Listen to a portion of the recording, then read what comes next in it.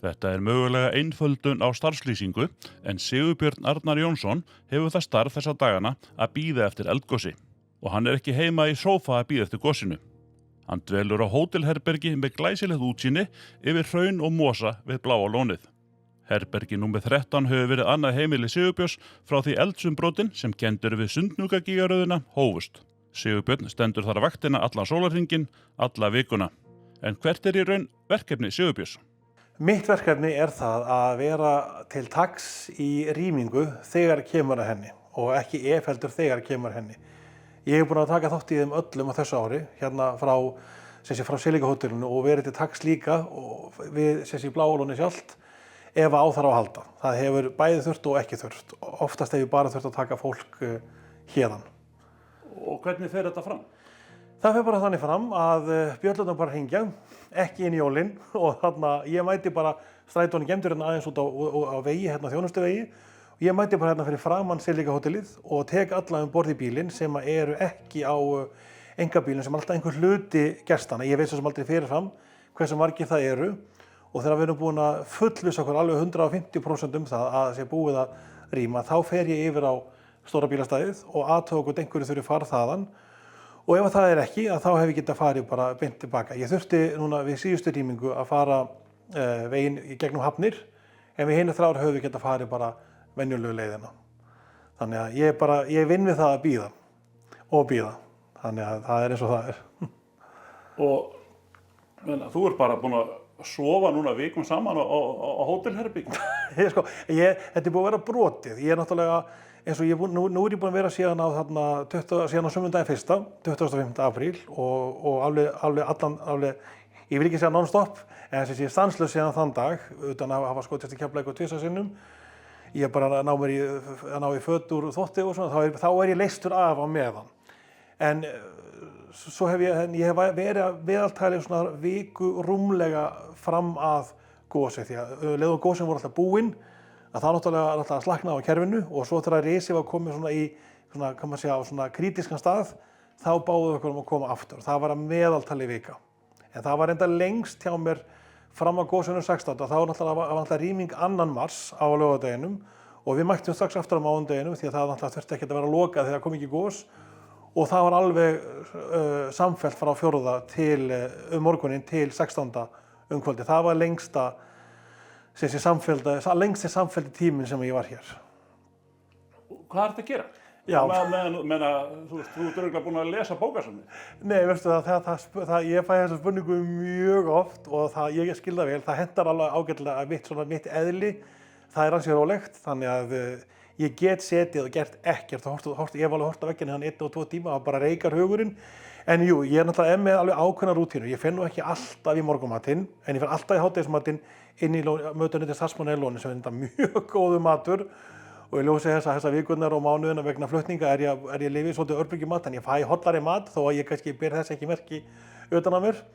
En ég reyna að labba hverjum einasta degi og ef það er ekki kannski við til þess utandyra að þá hef ég aðgang að líkamsræktinni hérna á Silika og fer á hlaupabretti og þá er ég þar alveg alltaf í rúmlega klukkutíma. Ég er ekkert að hlaupa kannski, en það er ekkert hollt kannski fyrir manni minni stærð, en það er alveg góð kraftganga. Og svo, svo er maður hangandi á netinu og skoða innihaldslausa reels og svo náttúrulega les ég eitthvað smá, en ég mætti gera meira af því, mun meira af því. Ég ljósi þess að ég hef allan tíman í heiminum að þá þyrfti ég að gera aðeins meira af því. En ég er náttúrulega svo sem er með spjaldtölu með mér þar sem maður fer og skoðar þetta á Netflix og Amazon Prime og þessu og þá getur maður svona valið það sem stendur áhuga á sveinu næst. En eins og ég er róleg týpa og það hentar ágætlega í þetta. Þetta gæti reynst erfitt fyrir marga, en maður er náttúrulega umkringdur frábæru starfsfólkinu á hótelinu og líka bara þeim sem að vinna á sjálfu Bláa lóninu og Retreat. Við höfum unnið við að keyra þau í og úr vinnu síðan 2015, þannig að maður er vel málkunnur og núna eiginlega enn meiri vinnu þannig að maður er ekki einmanna Er þetta svona eitthvað að hamla þínum áhugamálum? Já, það mætti segja það eins og ég segi að ég er ekki með píanóið mitt með mér og ég kemst ekki í bíó, en ég kemst alltaf í bíó á endanum þegar kemur rýming sem alltaf verður einhver tíman og þannig að við alltaf bara vonum til þess að verði utan varnargarðanna. Við munum alveg hvernig þetta var þegar við misstum hitaveituna. það voru erfiði tíma, maður getur ekki hugsað þess, núna kannski það auðveldar það hlýrra úti, en ég meina, samt, bara, maður vil ekki hugsa það hugsun til enda, sko, þannig að, eins og segi, ég bara get látið tíma líða við að gera ekkert og mér leiðist ekki, það er málið, en það eru ekki margir með þennan þangagang, en ég með það vissulega að það hentar mjög vel hér að gera það, sko. Það samt ákveðin svona spenna sem fylgir þessu, menna. Við vitum ekkert hvenær gís. Nei, og sko, það viðheldur alltaf aðeins spennu hjá manni sjálfum og eins og til þegar maður fer að sofa og það allir, ekkert heyrist í kannski hótelgestur sem maður gerir heyrist hvort ekkert í, að þá heyrum alltaf sko niðinn í þarna hitaveitunni og ekkert mál með það, en ég upplifði eina nótt, það var minni mig fyrir rýminguna annan mars sem að ég fór eitthvað á tauginni, svona í mínu útgáfu og gat ekki sofi, ég svaf í fötunum alla nóttina. Og það var fyrst eina skipt sem ég upplifði svona, ég skildi ekki bara hvað það kom því það var ekkert öðruvísi það nótt en aðra nætur. En jú, maður er mjög meðvitaður, enda eins og reynda sér svo mikið á myndbandinu, ég er alltaf með allt pakkað því ég er ekki að nota það. Ég er ekki með tölvuna upp á borði, ég er ekki með fötin minni inn í skáp, þau eru bara alltaf í töskunni minni, tilbúin til að grípast það leið. Það gerði ég eftir sko rýmingu nr. 2 að ég þurfti ekki að taka mig, ég er ekki lengi að pakka tölvunni minni niður, en ég vil ekki eyða óþarfa tíma í þetta allt sé út allt. Þannig að jú, maður er meðvitaður ástandið, algjörlega, og ég fæ oft spurningar, ég fæ þessa spurningu oft líka, ertu ekki hræddur? Ég segi nei með svona 70% vissu í því svari, en maður er kannski, maður er ekki kannski alveg í rónni, ekki alveg. Þessir tímapunktar þegar að flautan hefur farið af stað, hvernig er þá upplifunin svona bara á ástandinu? Já, svo ég tali nú kannski fyrsta skiptið, það var náttúrulega hánótt og ég fekk þá ekki símtal, þá hringdi síminn, þá var ekki búið að setja upp þokulurinn utan lónið þá og þá bara Sibbi, við erum að rýma og ég bara já, ok, og pakkaði þessu litla sem þetta pakka og setti töskunum bara fram við borðið hjá innritunni og labbaði bara í strætó. Ég var búinn að kaupa vasaljós, þannig hann er bara ekki lýsing á götunni sem hún lagt við, þó ég sé bara labbað af milljón sinnum, þá vill maður ekki taka neitt séns með það, sko. En það gekk sko vel og við klárum að rýma og losaðum fólki bara að bæði upp á Marriott hóteli og svo fór hluti líka í Reykjavík sem ég sendi bara 2 sprintanum með það fólki í Reykjavík, kallaði bara þeir vinnufélaga mína og svo náttúrulega var maður maður var spenntur, maður var ekki hræddur.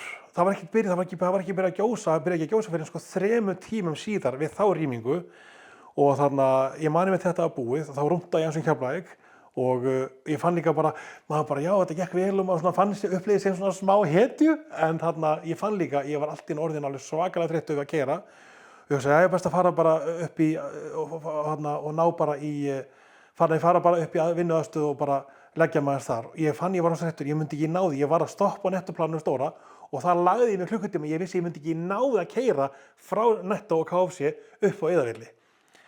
En svo fann ég líka þegar ég vaknaði það, ég var í smá sjokki og deburð hluta á deginum, þegar því maður ekki upplifa svona því, svo líka byrjaði gosið og þá sá maður ok, þarna var kannski smá hætta á ferðum. Svo þegar var komin sko rýming nr. 4, þá bara, já, ekkert mál. En vissulega, nei, það er kannski ekki svoleiðis. En við þá rýmingu, það sem var óþægilegt við hana var það að ég var bara inn á herbyggi, ég svolítið ekki gera neitt sérstakt og allt inni fóru bara þokulúðurnar af stað, ég bara, veitu, hvað er í gangi eiginlega? Og bara, var þá með allt tilbúið líka og dreif mig fram á inn á innritunina á hótelinu og þá var gosið þegar byrjað og allur himinninn rauðglóandi og ekki vottur af jarðhræringum. Þannig að það var bara svona, já, ok, það sem var óþægilegt líka þegar ég labbaði aftur í 4. skiptið út af strætónum, þá komum við reykurinn á gosinu beint yfir hitaveituna og lóni líka í samblandu við gufuna frá hitaveitunni og það myndaði svona ógnvekjandi ský svona akkurat yfir og með rauðglóan svona fyrir aftan sig. Svolítið að lýsa þessu, en það var eina skiptið sem var svona aðeins ógnvekjandi svona ytri aðstæður, en maður vissi það að þetta var sko bak við fjall, þannig að það var engin hætta á ferðum. Þannig að maður vissi það þá þegar sko. Þannig að, en það var einmitt eins og svo í rýmingu nr. 2 í febrúar, sem dæmi, þá náttúrulega það gerðist seinna morguninn, heldur en fyrstu rýmingu, en það var samt lokað. Þannig að, og þessi Traveling with Tim, YouTube-gæinn, hann var sjálfur á bíl, hann kom ekki með mér sko.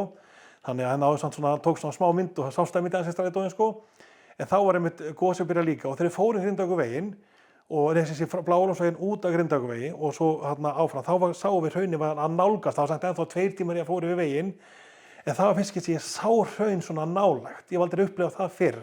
Það var alltaf alveg rosaleg upplifun fyrir gestina og það sama eins og þegar rýmdum hérna í 16. mars, fórum Reykjanesingin, að þeir vorum að nálgast sko Sorpeyingastofnun gömlu, að þá voru svolítið hátt uppi og náttúrulega lókallinn á Ásbrú og Keflavíkur Njarðvíkingar voru komnir á Grænás, Patterson.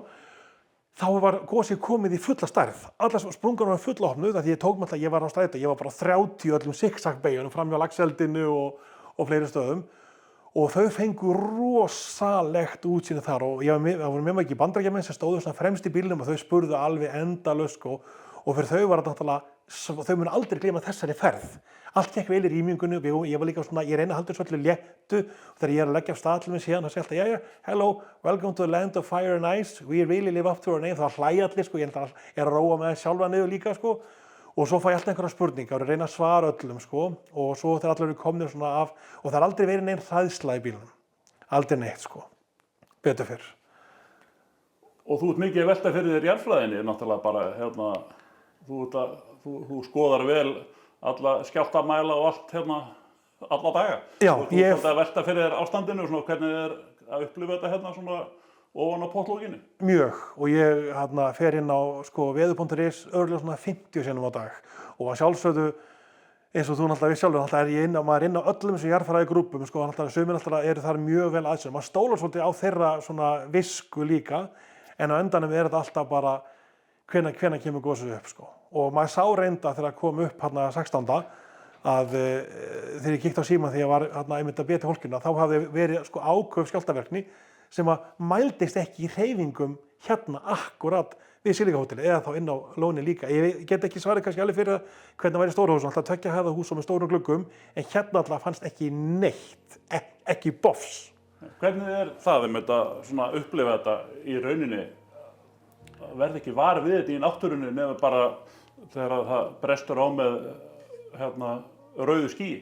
Sko það var náttúrulega eina skipti sem það var við síðustu rýmingu, 16. mars. Það var óþægilegt. Það var mjög óþægilegt.